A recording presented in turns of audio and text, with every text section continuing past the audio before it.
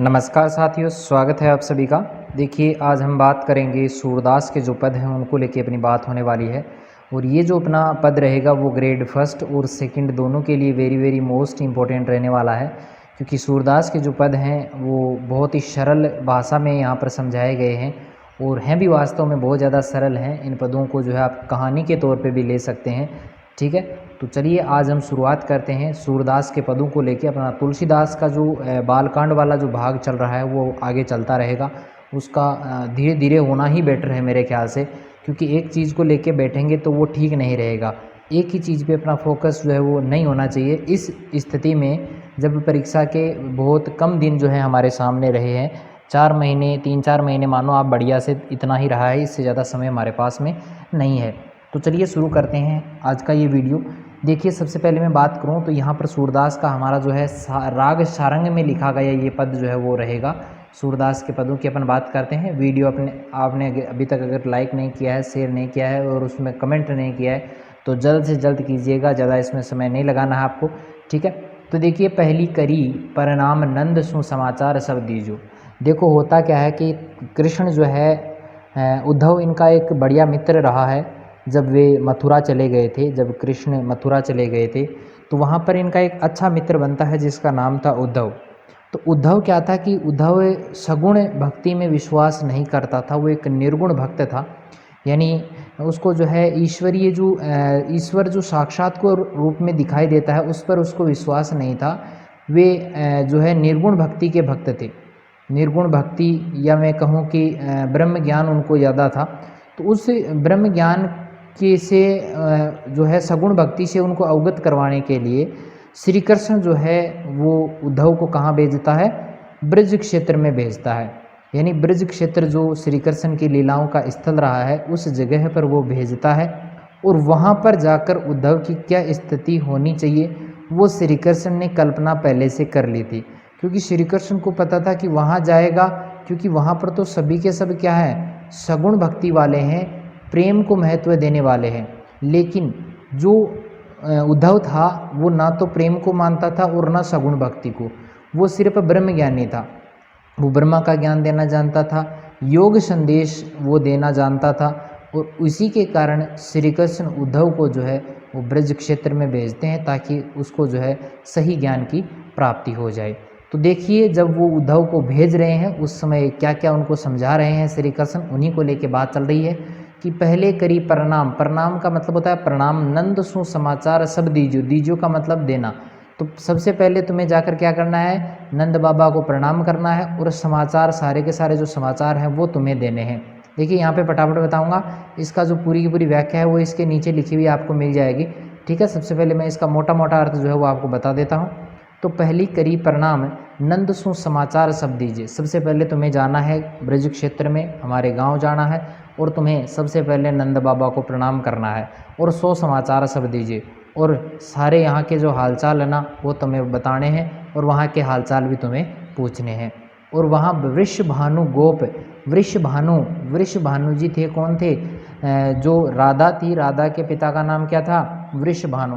गोप सु जाय सकल सुधि लीजिए। और फिर तुम्हें कहाँ जाना है? वृषभानु यानी राधा के पिता के पास में जाना है और फिर जो है उनसे जाके उनकी जो शुद्धि है, उनकी जो हालचाल है वो तुम्हें पूछना है। श्री दामा आदि के सब ग्वालन मेरे हुतो भेंटियो।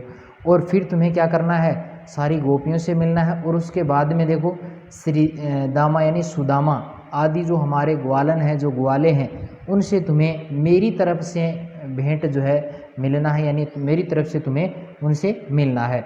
सुख संदेशों सुनाए, और उन सबको हमारे सुखद संदेश को सुनाना।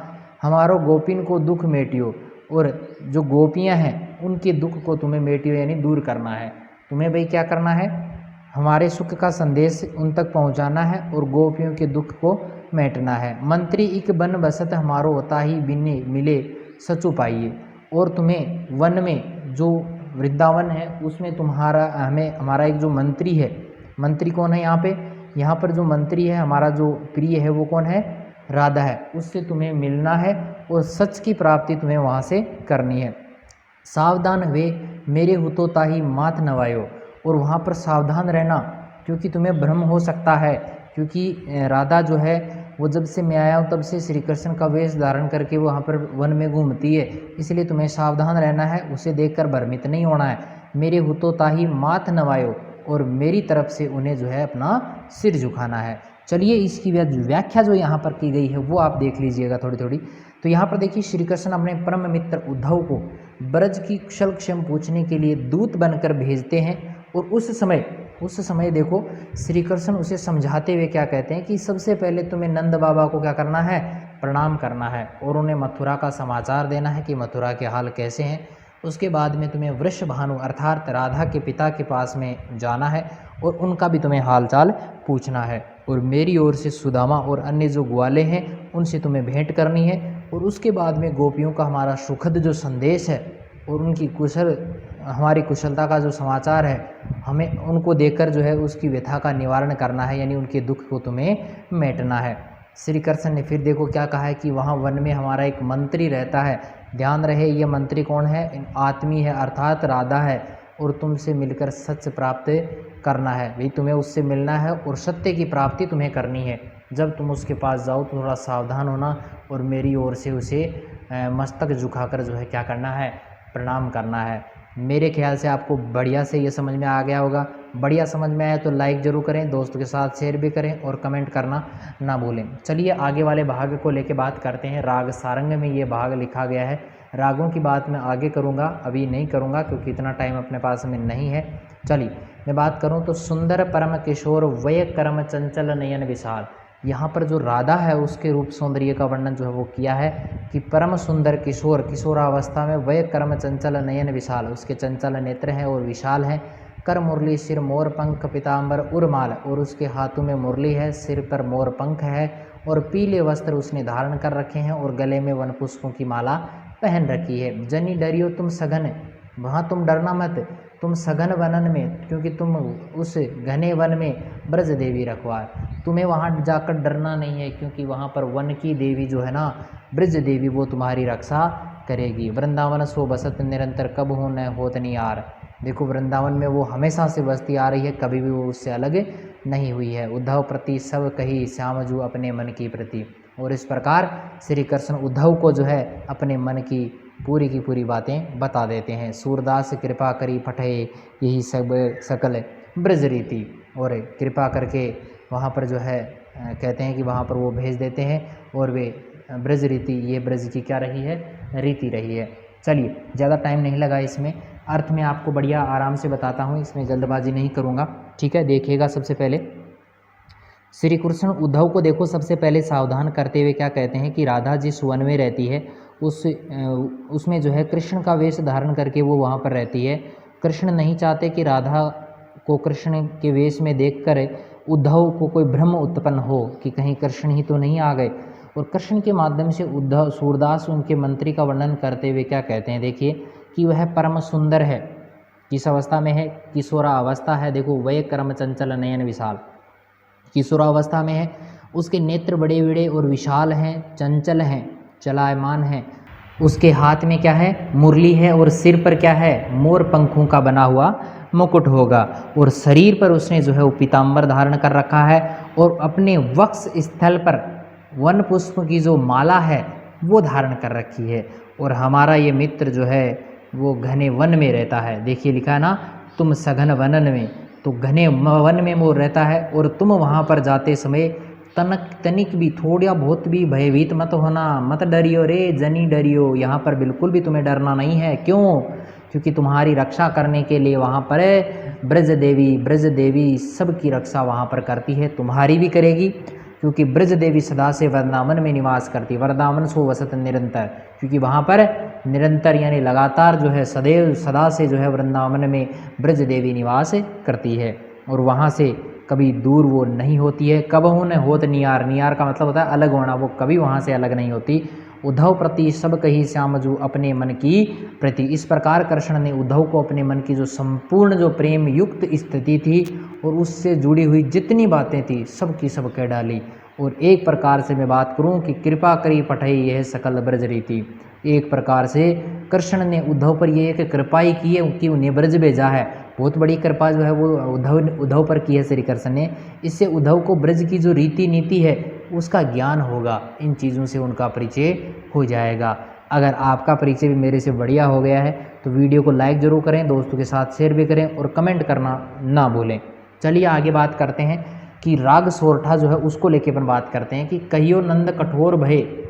तो देखो, नंद कठोर भय, नंद बाबा से कठोरता से कह देना कि हम दो बीरे डारी पर घरे मानो थाती सौंपी गई। थाती होती है जो कहते हैं ना, जो अपने पास धरोहर के रूप में, थाती अपन धरोहर के रूप में ले सकते हैं। धरोहर, थाती किसे कहते हैं? धरोहर को कहते हैं। कि हम दोनों भाई बीरे डारी पर घरे, कि हम दोनों भाइयों को दूसरे घर में क्यों भेज दिया भाई?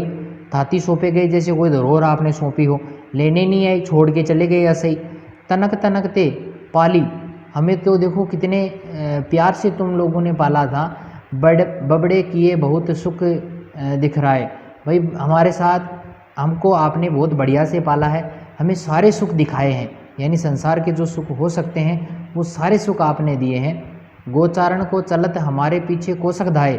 और एक समय तो ऐसा था कि हम जब गायें चराने के लिए भी जाते थे ना, तो हमारे पीछे पीछे कोसों तक वो चले आते थे, क्योंकि वो हमसे ज़्यादा प्रेम करते थे। ये वसुदेव देव की हमसों कहे आपनों जाए। आज देखो क्या स्थिति हो गई है, यहाँ पर जो वसुदेव जी और जो देवकी हैं वो हमें अपना पुत्र कह रहे हैं। बहुरी विधाता, देखो ये विधाता की कैसी लीला है। जसुमती जो हमसे न गोद खिलाए, आज हमें विधाता का ये खेल देखो, जिसमें यशोदा माता जो है, जसुमती यानी यशोदा माता हमें गोद में नहीं खिला रही है।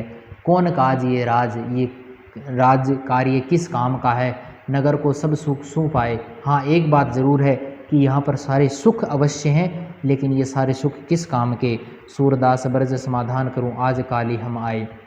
तो सूरदास जी क्या कहते हैं? श्री कृष्ण भाव में बह जाते हैं और कहते हैं कि हम ब्रज में आज और कल में ही आ जाएंगे, तुरंत ही हम आने वाले हैं। चलिए इसकी व्याख्या जो है यहाँ पर आपको बढ़िया से करवाई जा रही है। श्री कृष्ण उद्धव से देखो कहते हैं कि हे उद्धव, नंद से जाकर, नंद बाबा से जाकर स्पष्ट रूप से तुम कह देना कि हम दोनों भाइयों को दूसरे के घर में, अर्थात वासुदेव और देवकी के घर में छोड़कर वे ऐसे ही चले गए हैं। क्यों? मानो किसी धरोहर को सौंपकर चले गए हों, इस प्रकार हमें वो छोड़कर चले गए हैं। क्या उनका हमारे प्रति प्रेम नष्ट हो गया? क्या वो हमसे प्रेम नहीं करते?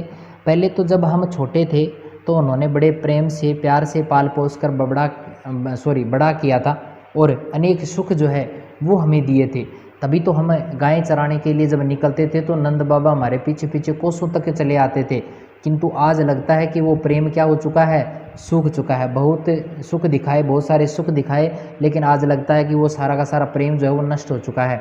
और इसी कारण वासुदेव और देवकी हमें अपना पुत्र बतलाते हैं। और जब से मैं मथुरा आया हूँ, विधाता ने मुझे यशोदा की गोद में खेलने का अवसर तक नहीं दिया है। और इसमें कोई संदेह नहीं है कि मथुरा कृष्ण को सभी प्रकार के सुख प्राप्त हुए हैं। भाई कृष्ण को मथुरा में सब सुख मिले हैं, लेकिन ब्रज जैसा जो स्वाभाविक प्रेम है वो यहाँ पर बिल्कुल भी नहीं है। और श्री कृष्ण उद्धव से कहते हैं कि तुम नंद जी को पूरी सांत्वना देना और बता देना कि बस हम आज और कल में आने ही वाले हैं, ये बात तुम्हें जाकर बतानी है। चलिए समझ में आ गया होगा। चलो समझ में आया तो लाइक, शेयर और कमेंट जरूर करें। चलिए नेक्स्ट वीडियो की तरफ चलते हैं। नेक्स्ट हमारी जो रहेगा पद, राग बिलावल का ये पद रहेगा।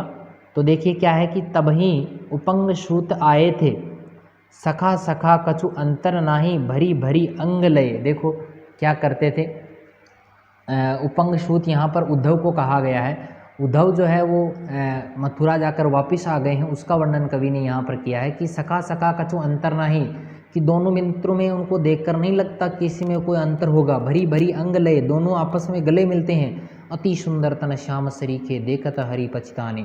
तो देखो दोनों का शरीर अत्यंत सुंदर है और दोनों ही जो है वो श्याम वर्ण के दिखने लग जाते हैं।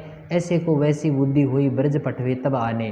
तो देखो इस जो योग की शिक्षा देने वाला था, इसी बुद्धि में परिवर्तन लाने के लिए शायद श्री कृष्ण ने उद्धव को जो है कहाँ भेजा था? पठवे यानी भेजना, ब्रज भेजा था। या आगे रस काव्य प्रकाश जोग बचन प्रगटे, कि शायद इसमें जो है कोई ना कोई परिवर्तन आ सके, उनके जीवन में प्रकाश उत्पन्न हो सके। सूर्य ज्ञान या के दृढ़ हृदय जो तिन जोग सिखावे। कि उनके हृदय में भी शायद प्रेम की भावना उत्पन्न हो, उद्धव के हृदय में भी शायद प्रेम की भावना उत्पन्न हो, इसलिए शायद उन्होंने ऐसा किया होगा।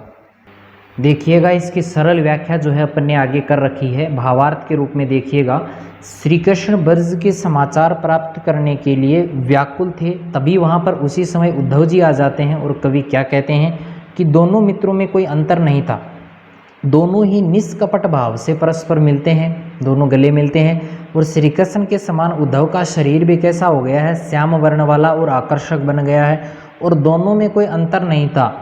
तो वह यह था, दोनों में अंतर जो था, कोई अंतर अगर था तो वो था कि कृष्ण का हृदय तो गोपियों की प्रेम भक्ति से भरा हुआ था और उद्धव का नहीं भरा हुआ था। यदि प्रेम और भक्ति का थोड़ा सा भी रंग उद्धव के व्यक्तित्व और स्वभाव में हो जाता तो कितना अच्छा होता। अगर प्रेम की भावना थोड़ी बहुत भी उद्धव के हृदय में उत्पन्न हो जाती तो कितना अच्छा होता। इसे लक्षित करते हुए कृष्ण कहते हैं कि इस सुंदर शरीर के साथ प्रेम और भक्ति का हृदय होता तो कितना अच्छा होता। फिर भी कृष्ण उन्हें ब्रज भेजना उचित समझते हैं ताकि गोपियों में जो निर्गुण ज्ञान योग की जो शिक्षा देने के मकसद से जानने वाले उद्धव को सगुण प्रेम रस के आकर्षण की गहराई का पता तो चले। क्योंकि निर्गुण ज्ञान योग की शिक्षा देने जाने वाले थे कौन, उद्धव, किनको, गोपियों को। और वो का वो उस ज्ञान के बदले उसे शायद सगुण प्रेम का जो रस है वो उसे प्राप्त हो सके, उसका ज्ञान उसे प्राप्त हो सके। ठीक है, आपको भी खूब ज्ञान प्राप्त हुआ होगा। मेरी दुआ है आपसे कि आप जल्द से जल्द नौकरी लग जाएं। ठीक है, तो इसके लिए वीडियो लाइक, शेयर और कमेंट जरूर कीजिएगा। चलिए आगे हम बात करते हैं, राग बिलावल का ही है। हरि गोकुल की प्रीति चलाई, सुनहु उपनहु मोहि न बिसरत ब्रजवासी सुखदाई। यह चित होत जाऊं मैं अबहीं, यहाँ नहीं मन लागत, गोप सुगवाल गाय बन चारत अति दुख पायो त्यागत। कह माखन चोरी कह जसुमति पूत जेव करी प्रेम, सूर श्याम के बचन सहित मुनि व्याप्त आपने नेम। तो देखो गोकुल का जो प्रेम है, ब्रज का जो प्रेम है वो भुलाया नहीं जा सकता, उस प्रेम को नहीं भूल पा रहे हैं। और सुनत उपनहु सूत मोहिन बिसरत ब्रजवासी सुखदाई। तो देखो उद्धव की बातें वो सुनता है और श्री कृष्ण जो है वो कहते हैं कि मैं ब्रजवासियों के उस सुख को नहीं भूल सकता। यह चित होते जाऊं मैं अभी, मेरा मन तो अभी जाने के लिए हो रहा है, यहाँ नहीं मन लागत, मेरा मन इस मथुरा प्रदेश में नहीं लग रहा है। गोप सुगवाल गाय बन चरावत अति सुख दुख पायो त्यागत। यानी मैंने जो ग्वाले थे और जो गोपियाँ हैं, गाय हैं, वन में इन सब को चराते हुए जो है अति सुख की वहाँ पर मुझे प्राप्ति होती थी, लेकिन ये सब सुख जो है वो मैंने त्याग दिए हैं, उन सब का त्याग हो चुका है और उसके कारण मुझे अत्यंत दुख भी हो रहा है। कह माखन चोरी, कहाँ वह माखन चोरी कर करके खाना, कहाँ जसुमती पूत जेव करी प्रेम, और कहाँ वो माँ यशोदा का प्रेम करना, सूर्य श्याम के बचन सहित मुनि व्याप्त आपन नेम। तो देखिए बहुत ही सरल पंक्तियाँ हैं कि उद्धव के आगमन पर श्री कृष्ण ब्रज की यादों में खो जाते हैं और उन्होंने उद्धव से कहा कि मैं ब्रज को कभी भूल नहीं सकता, मैं उन्हें सदैव याद करता रहता हूँ। मेरा मन कह रहा है कि मैं इसी समय ब्रज जाऊँ, मेरा मन यहाँ बिल्कुल नहीं लग रहा है। मैंने ग्वालों गायों का साथ छोड़कर बहुत दुख प्राप्त किया है। ब्रज में माखन चोरी करता था, माँ यशोदा द्वारा भोजन का प्रेम पूर्वक आग्रह मुझे बार बार याद आता है। सूरदास कहते हैं कि कृष्ण के अत्यंत प्रेम भक्त के वचनों के बावजूद भी उद्धव की कोई प्रतिक्रिया नहीं होती है, वह अपने निर्गुण ज्ञान योग में ही खोए रहते हैं। उनको लगा कि शायद उनमें प्रेम की भावना उत्पन्न हुई होगी और वो कोई ना कोई अच्छा जवाब देंगे, लेकिन ऐसा नहीं हुआ। ठीक है, समझ में आ गया होगा पूरा का पूरा। चलिए अगला वीडियो जो आएगा वो इसके आगे का पार्ट आएगा, पार्ट 2 के नाम से वो आएगा। ठीक है, वीडियो ज़रूर देखिएगा, बहुत अच्छे तरीके से मैंने यहाँ पर समझाने का प्रयास किया है। फिर भी कोई शिकायत है आपकी तो कमेंट जरूर कीजिएगा। वीडियो पसंद आता है तो लाइक ज़रूर करें, दोस्तों के साथ में शेयर भी करें। और भी आपकी कोई फरमाइश हो कि भाई देखो गाने तो मैं सुना नहीं सकता, फरमाइश की बात ऐसे करें कि गाने नहीं सुनाना, ये नहीं हो सकता। यहाँ पे सिर्फ पढ़ाई की बातें हो सकती हैं, और वो भी आप जो चाहे, आपकी जैसी इच्छा हो कि नेक्स्ट वीडियो इस चीज़ का आना चाहिए, वो आपके अपलोड कर दिया जाएगा। ठीक है, मिलते हैं एक नई वीडियो के साथ में, तब तक के लिए धन्यवाद।